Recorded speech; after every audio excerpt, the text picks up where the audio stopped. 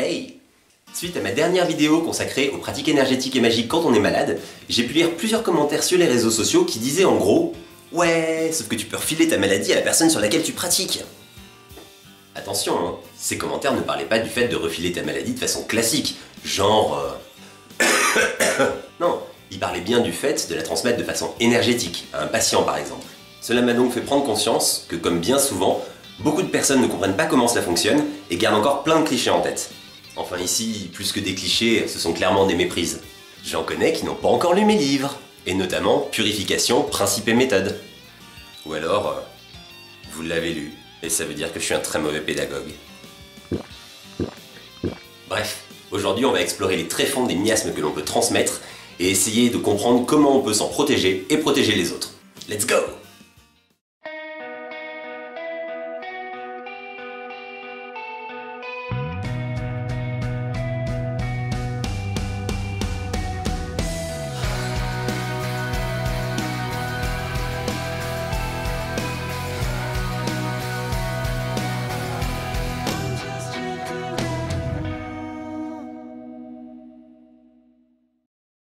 Quand t'es malade, tu peux transmettre ta maladie par l'énergie.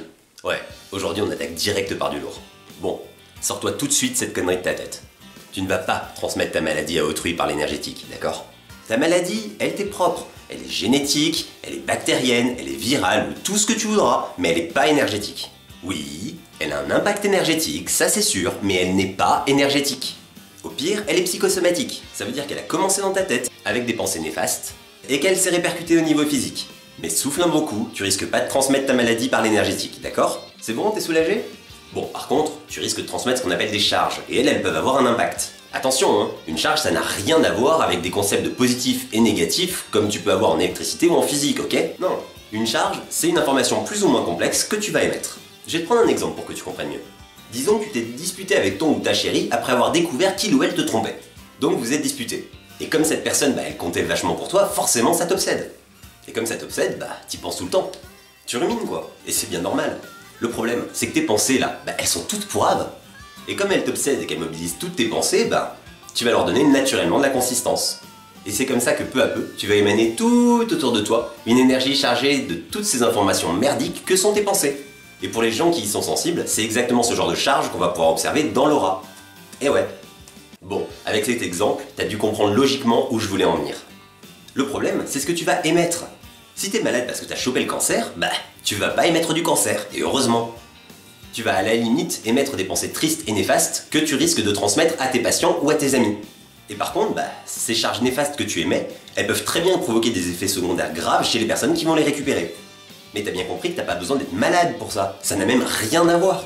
C'est un problème de pensée, donc d'état mental. Si t'es malade mais que tu t'en fous parce que t'es super heureux dans ta vie, que ta maladie, dans le fond, ok, elle est là, mais elle est là depuis toujours, donc t'es habitué. Elle n'a pas d'impact psychologique, ou suffisamment faible pour pas t'obséder. Et dès lors, t'émettras rien de négatif. Par contre, s'il y a des choses négatives qui t'obsèdent, forcément là c'est une autre histoire. Mais encore une fois, ça n'a rien à voir avec la maladie. Ok, mais moi j'utilise de l'énergie universelle, donc de toute façon ça change rien.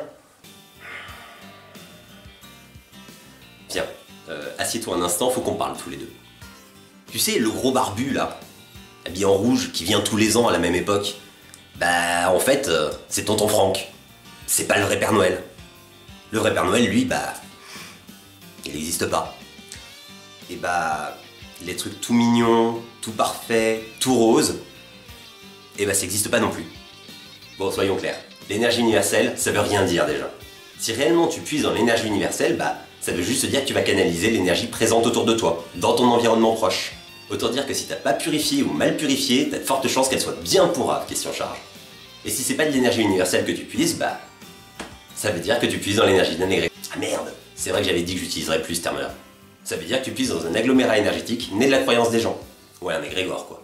Oui, j'ai bien dit la croyance. Parce qu'en fait, quand tu fais appel à des symboles ou à une initiation particulière pour te permettre d'accéder à une énergie, en fait tu crées juste un lien avec l'amalgame énergétique qui n'a... Attends plus que toi pour partir. Mais bon, admettons, ok, toi t'es du genre écolo de l'énergétique et tu puises l'énergie universelle uniquement présente dans les Alpes à plus de 3000 mètres d'altitude. Bon, donc admettons, toi tu utilises une énergie hyper pure, Pas de charge négative rapportée, que du pur, du bon, du bio pour la santé. Nickel. Le problème, c'est que tu la canalises en fait cette énergie. Ok, elle passe juste par tes mains, officiellement. Mais en vrai, elle apparaît pas comme ça par magie. Elle se déplace cette énergie. Elle va donc passer par ton aura, même si ça ne dure qu'une fraction de seconde. Et si tu as lu Purification, Principe et Méthode, tu sais qu'il existe une technique de purification qui fonctionne exactement de la même manière. Ça s'appelle la purification par séquestration, et ça consiste à projeter de l'énergie à travers un objet pour que les charges s'accrochent à l'énergie et soient extraites. Pour te faire une métaphore, c'est un petit peu comme quand tu mets une pierre à purifier dans le cours d'eau d'une rivière. Les charges vont être emmenées avec l'eau qui coule. Enfin, c'est pas tout à fait pareil parce qu'en fait, l'eau c'est une purification par absorption. Enfin bon, tu vois l'idée quoi, et de toute façon ce serait trop long à expliquer ici. Faut vraiment que tu finisses par le lire en fait ce livre. Bref, pendant cette fraction de seconde où cette énergie pure, propre et bio va passer au travers de ton aura, elle va être contaminée justement par tout ce qui s'y trouve dans ton aura. Donc en fait, que tu utilises ta propre énergie ou une énergie qui provient de l'extérieur, ça résout pas vraiment le problème en fait. Ok, et c'est quoi alors la solution? La solution elle est simple. En premier lieu, apprendre à maîtriser tes pensées. Maîtriser tes pensées, ça veut pas dire ne plus y penser. Non, t'en es pas encore là. Non, maîtriser tes pensées, ça veut juste dire que dans un premier temps, tu dois faire en sorte de pas leur donner trop d'importance ou trop de force. Tu peux penser à des choses, mais juste ne pas y mêler ta volonté. La fameuse, dont on parlait la dernière fois. On aura l'occasion d'y revenir un de ces quatre. Ainsi, tes pensées sans volonté ne seront rien de plus que des pensées vides d'émotion. Et sans émotion, elles n'auront pas d'impact sur toi. Et si elles n'ont pas d'impact sur toi, elles s'inscrivent ni dans ton aura, ni dans ton énergie. C'est simple, hein? Et évidemment, la deuxième étape, c'est d'apprendre à maîtriser le fil de ta pensée.